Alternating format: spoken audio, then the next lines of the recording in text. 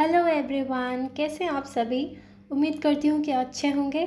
और इसी के साथ स्टार्ट करते हैं हम आज का इंडियन एक्सप्रेस और द हिंदू के इम्पॉर्टेंट आर्टिकल्स का एनालिसिस। आज है 8 अप्रैल और स्टार्ट करते हैं आज का सेशन। और हाँ, एक और इम्पॉर्टेंट बात, अगर आपको आज के इस वाले सेशन का PDF चाहिए तो एक टेलीग्राम ग्रुप है जिसका लिंक जो है डिस्क्रिप्शन में दे रखा है, आप वहाँ पे जाके डाउनलोड कर सकते हैं। ठीक है, सो स्टार्ट करते हैं हमारी पहली न्यूज़ के साथ। पहला आता है ऑकस या फिर AUKUS। अब ये क्या है ना, ये एक्चुअली 3 कंट्रीज़ की एक ग्रुपिंग है। इसके अगर हम नाम में ही जाएं, इसके नाम में ही पता पड़ जाएगा, जैसे कि A से है ऑस्ट्रेलिया, U और K से UK यूनाइटेड किंगडम और US से यूनाइटेड स्टेट्स ऑफ अमेरिका। तो इन 3 कंट्रीज़ की एक ग्रुपिंग है। और इससे रिलेटेड क्या न्यूज़ आई है, तो वो ये न्यूज़ आई है कि जो 3 कंट्रीज़ हैं वो इस बात पे चर्चा कर रही हैं कि हम इस ग्रुपिंग को और ज़्यादा बढ़ाएं, यानी कि और कुछ नेशंस को, जैसे कि साउथ एशिया वगैरह से, जैसे जापान हो गया या फिलीपींस हो गया, इनको और ऐड करें और इसका एक्सपेंशन हो, ताकि जो एक चाइना का प्रेजेंस बढ़ता जा रहा है स्पेशली इंडो पैसिफिक रीजन में, उसको काउंटर किया जा सके। ठीक है, so US, Britain and Australia are mulling expansion of AUKUS security pact to counter China। ठीक है भाई, और it was formed by the 3 countries in 2021। ये ईयर याद रख लेना, 2021 में बना था। and is part of their efforts to push back against China's growing power in the Indo-Pacific region। All right? इसके अलावा इम्पॉर्टेंट बात ये भी निकल के आती है कि जो ऑकस के डिफेंस मिनिस्टर्स हैं तीनों कंट्रीज़ के, वो जल्द ही अनाउंस करेंगे पिलर 2 जो है सिक्योरिटी पैक्ट का, उससे रिलेटेड डिस्कशंस। अब ये पिलर 2 क्या है इस ऑकस एग्रीमेंट का, तो the pillar 2 of the security pact commits the members to jointly develop quantum computing, artificial intelligence और साइबर टेक्नोलॉजी। इन सारे फील्ड से रिलेटेड जो है वो डील करता है पिलर 2। और वहीं पे जब बात आती है फर्स्ट पिलर की, तो first pillar was designed to deliver nuclear powered attack submarines to Australia। First pillar के अकॉर्डिंग कुछ न्यूक्लियर पावर्ड अटैक सबमरीन्स दी जाएंगे ऑस्ट्रेलिया को। लेकिन मुद्दे की बात यह है कि जो फर्स्ट पिलर है उसको एक्सपांड करने की बात नहीं हो रही, यहाँ पे सिर्फ पिलर 2 की बात हो रही है। ये बात हमें याद रखनी है। ठीक है, सो यही बात थी इसमें, इससे ज़्यादा और कुछ भी नहीं था। और बढ़ते हैं इसी के साथ हम हमारी दूसरी न्यूज़ पे। कच्चा तीवू आइलैंड, ये अभी काफ़ी न्यूज़ में रहा, काफ़ी कंट्रोवर्शियल टॉपिक है, काफ़ी कंट्रोवर्शियल आइलैंड है। एक्चुअली एक द्वीप है जो कि इंडिया और श्रीलंका के बीच में आता है और काफ़ी ज़्यादा सालों से ये विवाद में रहा है और अभी वापस से ये उठा है। तो क्यों उठा है हम ये जानते हैं। उसके पहले एक बार हम ये देख लेते हैं कि आइलैंड पड़ता कहाँ पे है। तो हम इसमें देखें अगर मैप में, तो ये इंडिया की बाउंड्री है, इस तरह से मान लो ऐसे आ रही है, और यहाँ पे श्रीलंका पड़ता है और इन दोनों के बीच इस जगह है कच्चा तीवू आइलैंड। ठीक है, तो ये हमने देख ली लोकेशन। अब बढ़ते हैं कि मुद्दा क्या है। एक्चुअली काफ़ी बैरन आइलैंड टाइप है जहाँ पे कोई ज़्यादा सेटलमेंट नहीं है, लोग वगैरह नहीं रहते, वहाँ पे परमानेंट सेटलमेंट नहीं है। फिर बात आती है कि इस पर इतनी लड़ाई झगड़ा क्यों, क्योंकि ये एक स्ट्रैटेजिक लोकेशन पे है इंडियन ओशन में, तो काफ़ी इम्पॉर्टेंट हो जाती है दोनों ही नेशंस के लिए। और इसके अलावा इसके पास आसपास का जो एरिया है वहाँ पे काफ़ी फिशेस मिलती हैं जो कि फ़िशरमैन कम्युनिटी के लिए काफ़ी इम्पॉर्टेंट हो जाती है। तो फ़िशिंग राइट्स के हिसाब से भी ये ज़्यादा इम्पॉर्टेंट हो जाता है आइलैंड, और इसी वजह से इसकी इतनी वैल्यू है। ठीक है, अब हिस्ट्री में जाएं अगर हम पुराने वक्त में, तो ये ओन किया जाता था रामनाथ किंगडम के द्वारा। एक रामनाथ किंगडम था रामेश्वरम का, उसके अंडर ये आता था।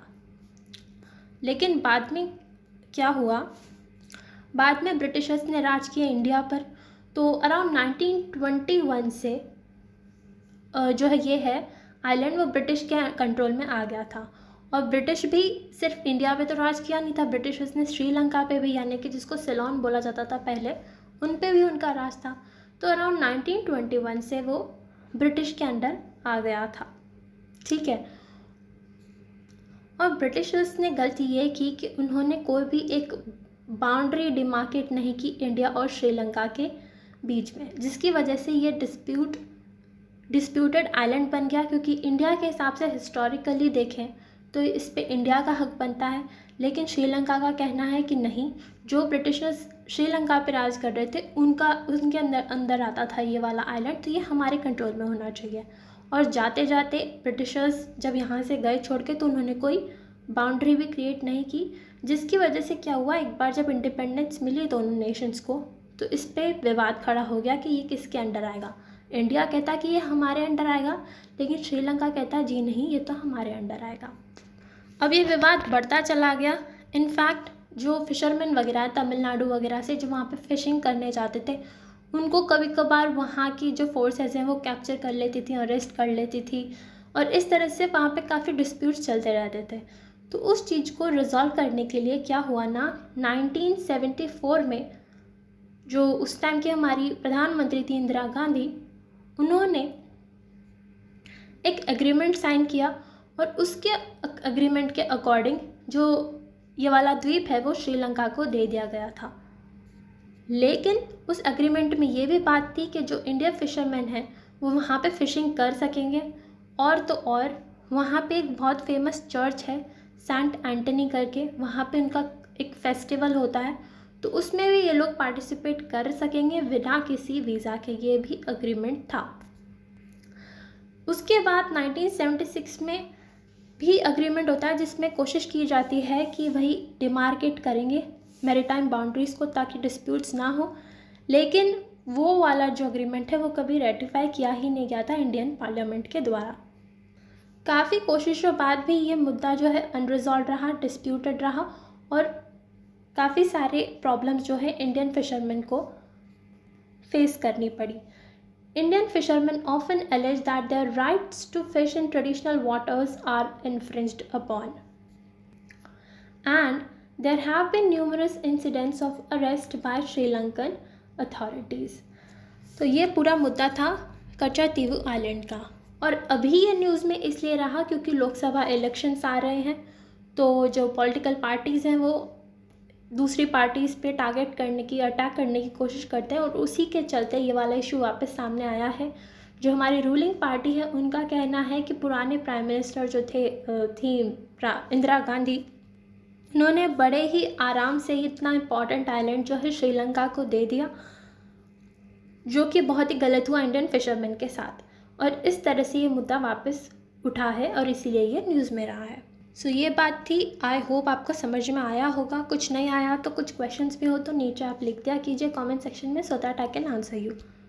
या फिर आपका और भी अगर कोई फीडबैक है तो वो भी आप बताया कीजिए। और इसके अलावा अगर आपको थोड़ी भी हेल्प मिल रही है तो प्लीज़ इस सेशन को लाइक कीजिएगा, सब्सक्राइब कीजिएगा और शेयर भी कीजिएगा, ठीक है। अब चलते हैं सोलर एक्लिप्स पे, सूर्य ग्रहण। अब एक टोटल सोलर एक्लिप्स देखा जाएगा आज नॉर्थ अमेरिका वाले एरिया में। अब बात आती है सोलर एक्लिप्स होता क्या है। तो सोलर एक्लिप्स बोले तो सूर्य को ग्रहण लग जाता है, यानी कि जो पृथ्वी, चंद्रमा और सूरज हैं वो सीधे एक लाइन में आ जाते हैं। जो चंद्रमा होता है वो पृथ्वी और सूरज के बीच में आ जाता है, जिसकी वजह से कुछ हिस्से पे, पृथ्वी के कुछ हिस्से पे सनलाइट नहीं आ पाती है, क्योंकि चंद्रमा की, मून की शैडो आ जाती है। उसी को हम सोलर एक्लिप्स बोलते हैं। So a solar eclipse unfolds when the moon maneuvers itself between earth and the sun, obstructing the sun's light either partially or entirely, thus creating a vast shadow over specific areas of the globe। ठीक है। अब solar eclipse भी कुछ तरीके के होते हैं, जैसे कि एक पार्शियल होता है जिसमें कि थोड़ी बहुत सनलाइट दिखती है, और इस तरह से अलग अलग तरीके के होते हैं। तो आज जो होगा वो टोटल सोलर एक्लिप्स होगा और नॉर्थ अमेरिका वाले एरिया में होगा। इसमें एक्चुअली मून की वजह से जो सनलाइट है बिल्कुल ही नहीं पहुंच पाती है, तो वो जो एरिया होता है जो मून की शैडो में आ रहा होता है उसमें कंप्लीट डार्कनेस हो जाती है। उसकी वजह से इसको टोटल सोलर इक्लिप्स बोलते हैं। The moon completely obscures the sun, casting a region within the central part of the moon's shadow into darkness. और ये किसी भी स्पेसिफिक एरिया पे एक बार टोटल सोलर इक्लिप्स होता है तो उसके अराउंड 400 साल बाद उस ही जगह पर टोटल सोलर इक्लिप्स होगा। हालांकि दूसरी जगह जल्दी हो जाएगा, लेकिन सेम जगह की बात करें तो वहाँ पे 400 साल बाद होता है, इसलिए इसको काफ़ी रेयर माना जाता है, काफ़ी रेयर इंसिडेंट होता है ये। A specific location on Earth witnesses a total solar eclipse once every 400 years. और ये इतना रेयर क्यों होता है? Because it is visible only within the umbral shadow of the moon which is very small. अब moon इतना तो बड़ा है नहीं, जिसकी वजह से एक बहुत ही छोटा एरिया होता है अर्थ पे जिस पे टोटल सोलर एक्लिप्स देखा जाएगा, और इसी के कारण ये काफ़ी रेयर होता है, सेम जगह पे बहुत सालों बाद दिखाई देता है। सो बस इतनी ही बात थी, हमें इतना ही ध्यान रखना है। और अब बढ़ते हैं आगे।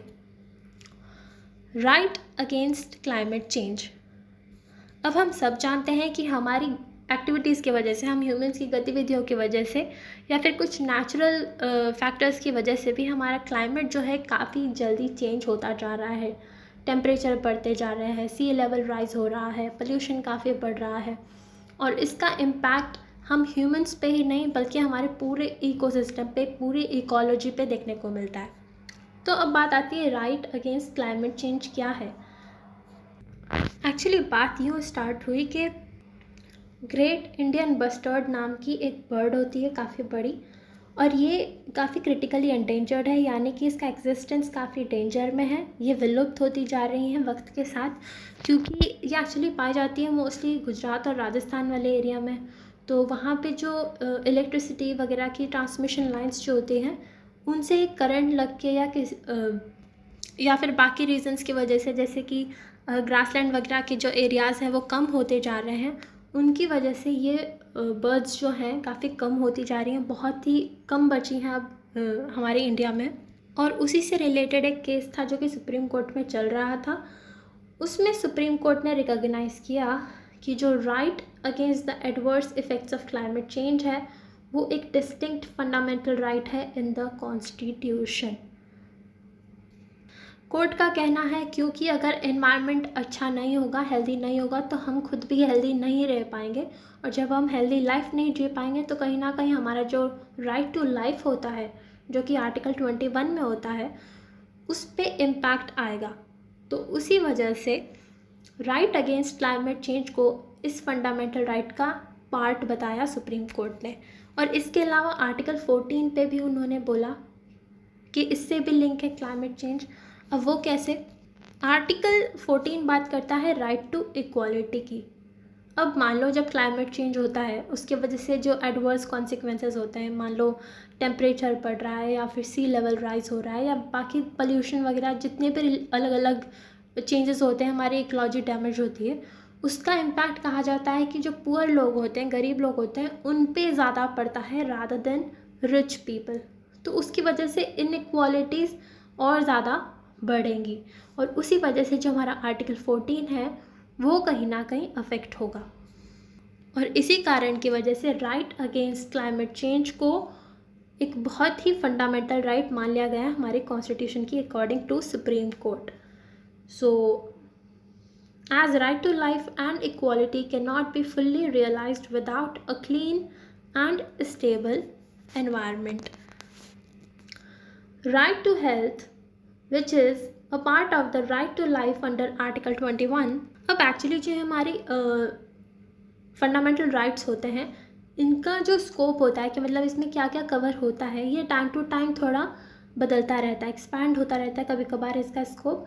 जैसे कि पिछले कुछ जजमेंट्स में सुप्रीम कोर्ट ने बोला था, जैसे कि राइट टू हेल्थ जो है वो राइट टू लाइफ के अंडर ही आता है आर्टिकल 21 के, और इसी तरह से बहुत सारे अलग अलग राइट्स भी थे जो कि आर्टिकल 21 से इन्फर किए गए थे। तो सुप्रीम कोर्ट ने कहा जो हमारा राइट टू हेल्थ है वो इम्पैक्ट होता है बहुत सारे फैक्टर्स, जैसे air pollution, rising temperature, droughts, shortage in food supplies और इस तरह से जो भी होता है. So violation of right to a healthy environment can reverberate across numerous rights domains. जैसे कि राइट टू लाइफ नहीं होगी, अगर हेल्दी इन्वायरमेंट नहीं है तो हम क्या ही एक अच्छी लाइफ जिएंगे. एक पर्सनल इंटीग्रिटी नहीं होगी, हेल्थ अच्छी नहीं होगी, पानी पीने को एक जो कि बहुत ही बेसिक नेसेसिटी है वो नहीं मिलेगा, प्रॉपर हाउसिंग पे इफेक्ट आएगा,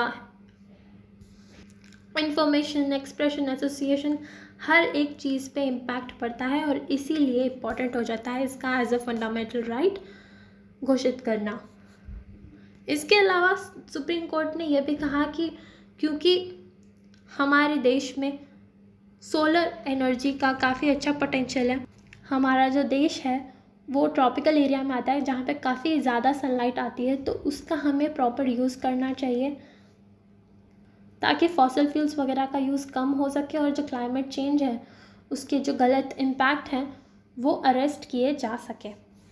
तो इसलिए काफ़ी इम्पॉर्टेंट हो जाता है ये सुप्रीम कोर्ट के जजेस का स्टेटमेंट. और इसके अलावा जैसे कि हमने इस स्पीशी के बारे में पढ़ा, ग्रेट इंडियन बस्टर्ड, ये भी काफ़ी इम्पॉर्टेंट हो जाती है. ये एक बर्ड स्पीशी है जो कि whose natural habitat and flight routes collide with power transmission lines in Gujarat and Rajasthan, और इसी की वजह से ये काफ़ी डेंजर में है, एक्सटिंक्ट होने की कगार पे है और बहुत ज़रूरी हो जाता है कि हम इनको सेव करें.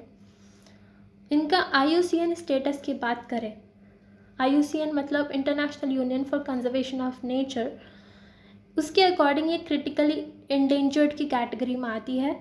और वहीं पे अगर साइट्स की बात करें, यानी कि convention on international trade on endangered species, उसमें ये अपेंडिक्स 1 में इंक्लूड है.